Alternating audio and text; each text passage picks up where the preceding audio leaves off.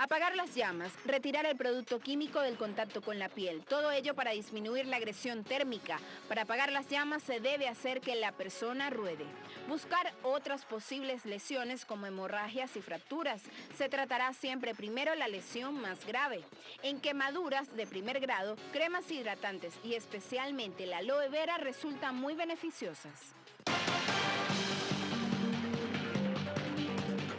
Continuamos en Soluciones el día de hoy en compañía del doctor Ramón Zapata, presidente de la Sociedad Venezolana de Cirugía Plástica, Reconstructiva, Estética y Maxilofacial, y también nos acompaña el doctor Reinaldo Cube, presidente de la Federación Ibero-Latinoamericana de Cirugía Plástica. Estamos hablando sobre las quemaduras y las condiciones que debe gozar una persona para recibir atención médica en nuestro país en este sentido. ¿Cuáles serían, digamos, los factores que son tomados en cuenta para determinar la gravedad de una quemadura? Como se mencionó anteriormente, la extensión y la profundidad son los factores fundamentales. Okay. También las quemaduras que ocurren en los extremos de la vida, en los niños muy pequeños y en los ancianos, ya constituye una quemadura del 10%, el 15%, es una quemadura grave, porque estos pacientes no tienen la capacidad fisiológica para responder ante este trauma tan severo. Okay. También las quemaduras eléctricas son quemaduras graves. Las quemaduras químicas son quemaduras graves. Ameritan hospitalización. Por ejemplo, el paciente con una quemadura eléctrica puede fallecer a las 24 horas por trastornos cardíacos. El paciente puede hacer un arco eléctrico y la electricidad lesionar al corazón, de manera que estos pacientes deben ser atendidos, hacerle un electrocardiograma de inicio y mantener un control periódico de cómo está el corazón funcionando. También cualquier paciente que tenga una patología, sea cardiópata, sea diabético o cualquier otro tipo de enfermedad, esto puede agravar la evolución de las quemaduras. En el caso de que exista una lesión por inhalación, ¿esto también pudiera representar o ser un factor de riesgo importante? Agravan. Las lesiones por inhalación agravan el problema por las lesiones pulmonares, por la oxigenación, la mala oxigenación que va a tener por el daño que ocurre, el edema en la vía respiratoria, y si hay quemadura, pues realmente se ensombrece mucho el pronóstico y estos pacientes pueden perder la vida pues, por esta inhalación asociada a las quemaduras. Hay otros factores también que hay que ver según el área donde ocurrió la quemadura, si hay una explosión, si hay mucho humo, el daño que produce el humo, donde no hay que salir corriendo de una vez ni tratar de, como en las películas, tratar de pasar por encima del fuego, porque eso no va a ocurrir, sino que se pueden agravar más las lesiones. También saber si hubo traumatismo en el accidente. Si un accidente vial, por ejemplo, ¿verdad? Y entonces si el paciente tiene además de la quemadura, porque quedó entrampado en el carro y además tiene una fractura, eso también ensombrece y agrava mucho más lo que es el pronóstico de recuperación de ese paciente. Además que muchas veces no es necesario que la quemadura o la extensión de la quemadura represente más de un 20%, sino que puede darse quizás en regiones donde evidentemente ya se considera una quemadura grave. ¿Cuál de estas áreas puede ser? Por ejemplo, las quemaduras en la cara no son quemaduras que van a producir la muerte del paciente, pero ameritan un tratamiento especializado. Okay. Quemaduras en párpados, quemaduras en la nariz, quemaduras en las orejas, necesitan el tratamiento de un cirujano plástico para evitar las secuelas. También las quemaduras en genitales producen secuelas importantísimas, de manera que se deben tomar medidas para evitarlas. Muchas veces se llama al urólogo para, en trabajo conjunto, evitar las alteraciones que se producen allí. En las mujeres, las quemaduras en las piernas, aunque no están descritas como áreas especiales, deben tomarse como tales, ya que la mujer, si no se le dice que esta quemadura es importante, seguirá cocinando, seguirá limpiando, y el aumento de volumen, la hinchazón en los miembros inferiores va a producir que esta quemadura se profundice, de manera que tiene que tener un reposo absoluto y evitar deambular para que no se progrese la lesión. Ahora bien, ¿todas las quemaduras ameritan que vayamos a un centro asistencial o hay unas que pueden recibir, digamos, atención en la casa? Lo mejor es que sean evaluados por un especialista. Cualquier quemadura, por muy pequeña que sea, es bueno que la vea el especialista para determinar su profundidad y determinar su extensión, porque a veces uno cree que es algo pequeño y no. porque las quemaduras tienden a infectarse si no son bien tratadas. Y una infección sobre una quemadura va a agravar el problema, lo va a profundizar más y puede extenderse también más y comprometer otras áreas de las que fueron quemadas. Así es. ¿Verdad? Que es mejor que el cirujano le diga, mire, esta quemadura puede tratarse en la casa, o mire, vamos a hospitalizarlo 2 o 3 días, o mira, hay que meter... No hay que subestimarlas. No hay que subestimarlas. En ningún momento. No hay que subestimarlas. Tenemos participación hasta ahora a través de nuestra cuenta en Twitter, @solucionesgb. Recuerden utilizar el hashtag o la etiqueta quemaduras. José Gubella dice, quemaduras, nos gustó mucho el programa. ¿Qué debemos aplicar en la piel cuando sea una quemadura de 2º grado, por ejemplo? En las quemaduras de 2º grado se utilizan tópicos que evitan el crecimiento de las bacterias. El tópico más usado es la sulfadiazina de plata. Okay. Y es importante mencionar en este programa que actualmente en el país hay deficiencia para obtener este producto. Es importante que se importe, ya que no se fabrica en el país, que se importe, porque los pacientes quemados necesitan este producto, sulfadiazina de plata, que disminuye la cantidad de bacterias que hay y evita las infecciones. Este es el tópico que se utiliza en las quemaduras de 2º y 3er grado. ¿Por qué se está sustituyendo si no lo hay? En los actuales momentos estamos utilizando bacitracina, Bactroban, pero no son tan eficientes como la sulfadiazina de plata, que elimina un espectro mayor de bacterias que atacan al paciente quemado, que recordemos que no tiene piel. ¿Qué tipo de efectos secundarios pueden generar una quemadura, digamos, considerable? Cicatrices, deformidades por la mala cicatrización, dependiendo de la profundidad de la quemadura.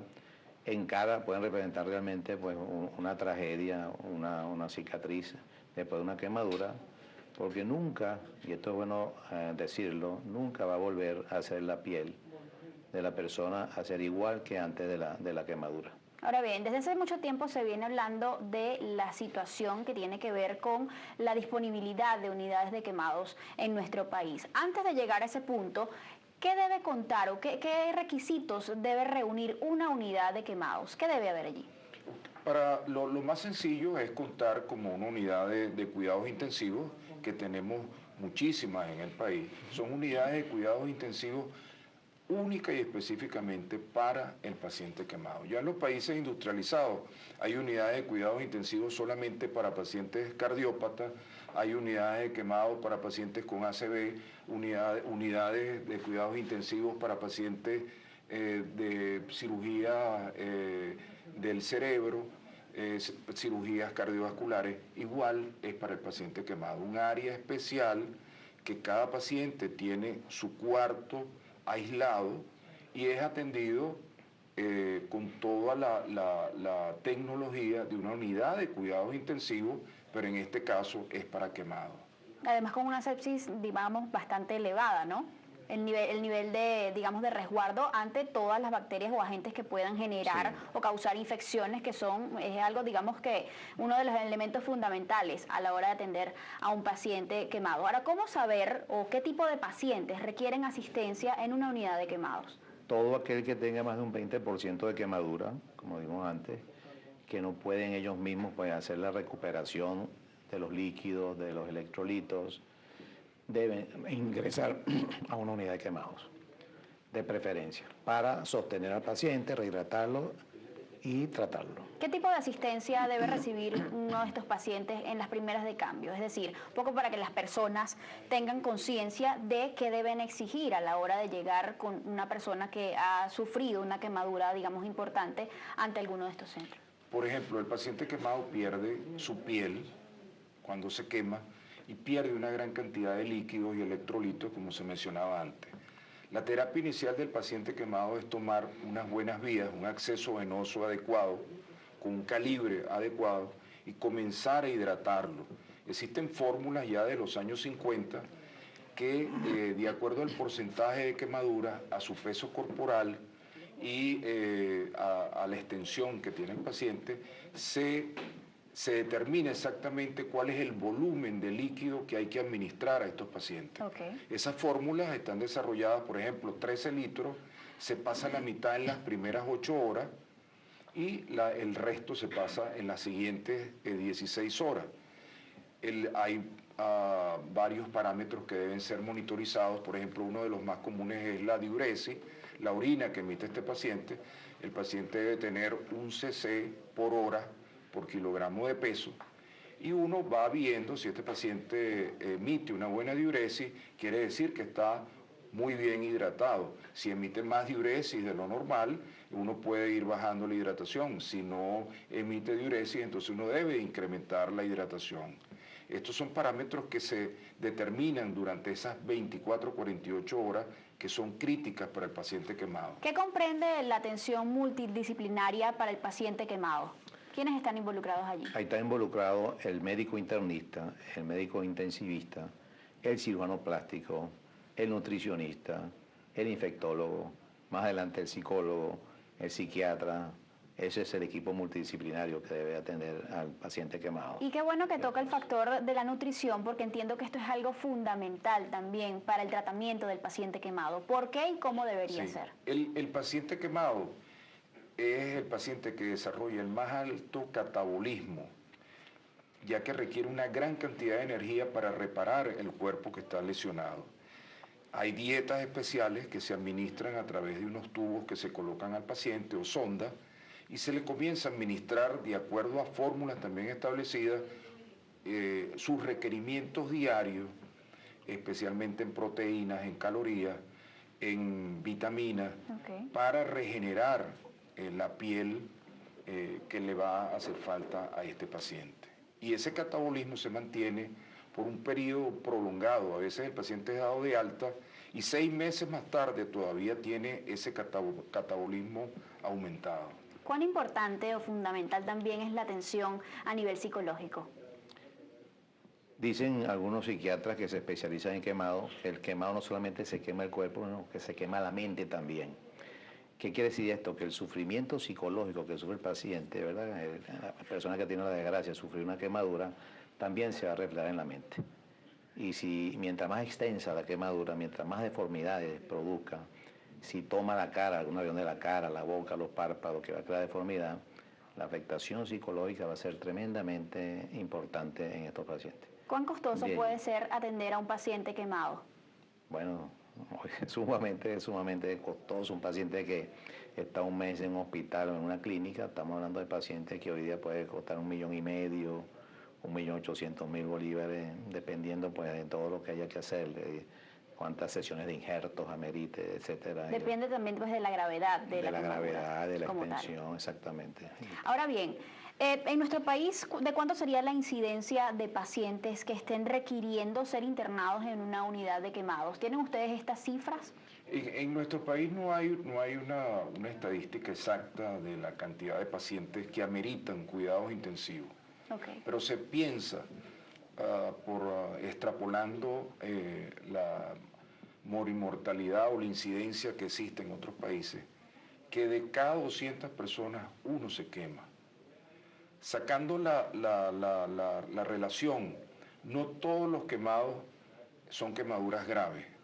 Solamente el 10% pueden ser quemaduras que ameritan hospitalización. Y de ese número, el 10% pueden ameritar terapia intensiva. El resto ameritan entrar en un servicio de cirugía plástica, a lo mejor un pequeño injerto, están 20 días.